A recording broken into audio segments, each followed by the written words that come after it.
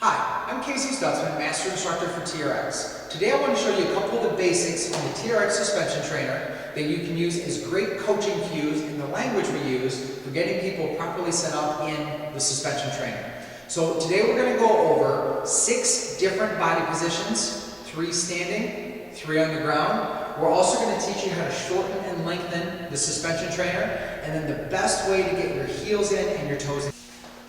First, we want to set the length of the suspension trainer to the proper one for our exercise. So, we're going to start by shortening. Right now, the position we're in is called fully lengthen.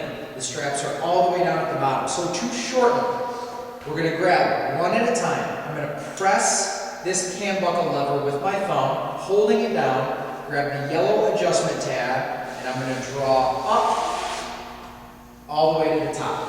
Release that, grab the other one, and repeat the process. Now we are fully shortened. The yellow adjustment tabs are all the way at the top. We have 2 more length conventions.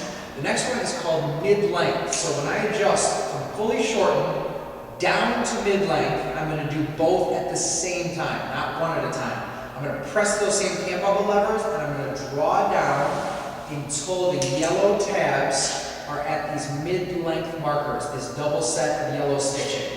So right here you can see the yellow adjustment tabs are halfway down, so that is mid-length. The other adjustment is mid-calf. Again, I'm adjusting down, so I'm going to do both at the same time. And I'm going to adjust those down so the bottom of the foot cradles are in the middle of my calf. So it's going to be a little bit different for every single person. So once again, fully lengthened, fully shortened, mid-length, and mid-calf.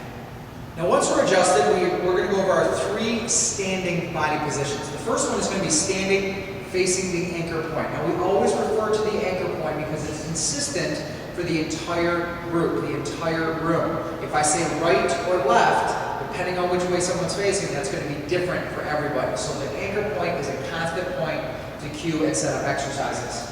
So standing facing the anchor point, an example of an exercise there would be a low row. So I'm going to be leaning back, facing my anchor point. This is the position I'm going to be at. To vary the resistance on an exercise like a row, all I'm going to do is either move my feet forward or backward, and that's going to determine how much of my body weight that I'm using throughout that motion. Standing facing away from the anchor point, a good example would be a chest press.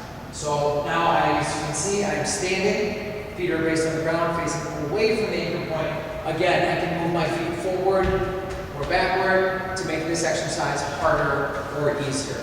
And our final position standing is not one you're going to use all the time, but it is standing sideways to the anchor point. So I am standing, I have my left shoulder and hip along the anchor point, I am facing sideways. A standing hip drop is a good example of an exercise I would do from this position. So those are our 3 standing body positions. Again, I have standing facing the anchor point, standing facing away from the anchor point, and standing sideways to the anchor point. So here we are on the ground for our final 3 body positions. We're going to have on the ground facing the anchor point, on the ground facing away from the anchor point, and on the ground side facing. Now to use these positions, I'm going to have to either put my toes or my heels in the foot cradle. So I'm going to show you how to do that. Before I do that, I want to make sure that these are adjusted to mid-calf. Anytime that my feet are suspended in the foot cradles, I'm always going to be at mid-calf. So to get my heels in, so I can be on the ground facing the anchor point, I'm going to put my thumbs in the foot cradles, and I'm going to spread those apart so the suspension trainer looks Christmas tree.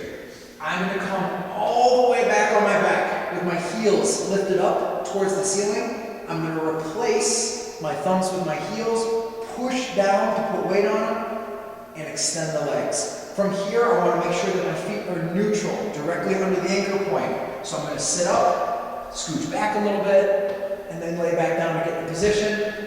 Good exercise example out of here would be a leg curl. Now I'm going to go on the ground facing away from the anchor point. So to do that, I have to get my toes in. I'm going to do very similar to what I just did, except I'm going to start by grabbing the foot cradles like dirty underwear. So I'm just going to pinch them and kind of hold them away from me. I'm going to come all the way back on my back with my heels up in the air, just like I did for heels in, and I'm going to drop those over the top of my feet with the handle on the bottom of my shoe. Keeping my feet elevated, I'm going to cross and then roll until I get way down, and now I'm in that plank position on the ground facing away from the anchor point. Our final position is going to be on the ground sideways to the anchor point. So all I'm going to do, once my toe's in, turn sideways. So I'm on my right arm, which means I want my left foot forward. It's always your top leg. The leg closest to the anchor point will be in front, and I want my feet to be heel to toe. So a nice straight line with the feet, not stacked on top of each other, but heel to toe, and I can come up into a side hover or plank and all those exercises from there. There you have the very basic setup, use, and language on the TRX Suspension Trainer.